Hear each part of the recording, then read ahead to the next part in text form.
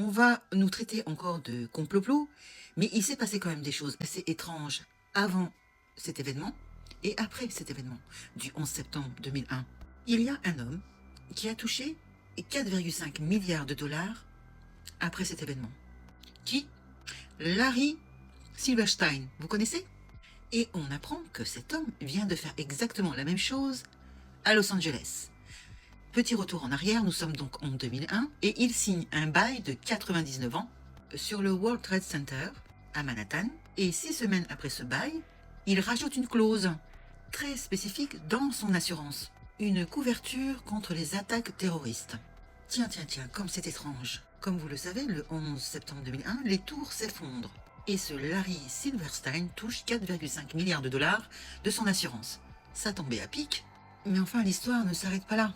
En 2020, c'est tout récent, le même homme achète le US Bank Tower à Los Angeles. Et il a fait exactement la même chose que pour le World Trade Center, c'est qu'il a rajouté une clause sur son assurance contre les attaques terroristes. Pour illustrer mon propos, rappelez-vous, le US Bank Tower, c'est le même bâtiment qui est détruit dans le film Independence Day. C'est vraiment un symbole. Donc là, nous avons le même homme qui a fait exactement la même chose. Il ajoute donc une clause pour son assurance contre les attaques. Est-ce que c'est une coïncidence? Et bien sûr, il y a eu une polémique sur ces deux bâtiments qui se sont effondrés en chute libre en 10 secondes. T'as beaucoup d'architectes qui disent c'est pas possible. Vous avez même un bâtiment, le bâtiment 7, qui s'est effondré en fin de journée sans être touché par un avion. Le bâtiment 7 du World Trade Center. Alors je ne sais pas comment c'est possible, mais la BBC, une chaîne télévisée américaine, qui annonce la chute de ce bâtiment 7 20 minutes avant que ça arrive. Coïncidence? Vous avez aussi 15 des 19 pirates qui venaient d'Arabie Saoudite. Mais c'est l'Irak qu'on envahit.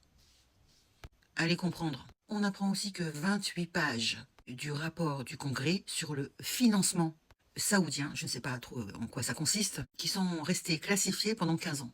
Pour que ce soit très clair, je répète, vous avez 2 avions, vous avez 2 tours. 2 tours s'effondrent, mais vous avez un 3e bâtiment, le Building 7, que personne ne parle, dont personne ne parle, qui s'est effondré lui aussi, on ne sait comment. Et il s'est effondré en 7 secondes, parfaitement symétrique comme pour les 2 autres, alors qu'il n'a pas été touché par un avion. Ça ressemble à une démolition contrôlée, t'as compris? Et la BBC qui annonce son effondrement, en direct, alors que l'immeuble est toujours debout derrière elle. Hein? On n'en parle pas de ça. Et ceci 20 minutes avant qu'il tombe. Vous étiez au courant de cette histoire? Moi, j'en avais pas entendu parler. Et comme de par hasard, dans cet immeuble, le 3e qui s'est effondré, vous aviez des bureaux de la CIA, du FBI et aussi de la SEC, un organisme qui est justement enquêté sur les fraudes à plusieurs milliards. Et ça tombait à pic puisque l'immeuble s'est effondré, et tous les dossiers ont disparu, ainsi que toutes les preuves. Et on a une interview du propriétaire du World Trade Center, le Larry Silverstein, qui a fait une bourde. Oui, quand il est interviewé par la journaliste de BBC, il dit que ce bâtiment, le 3e, on l'a démoli. En anglais, il a dit pull, qui veut dire démolir. Quand...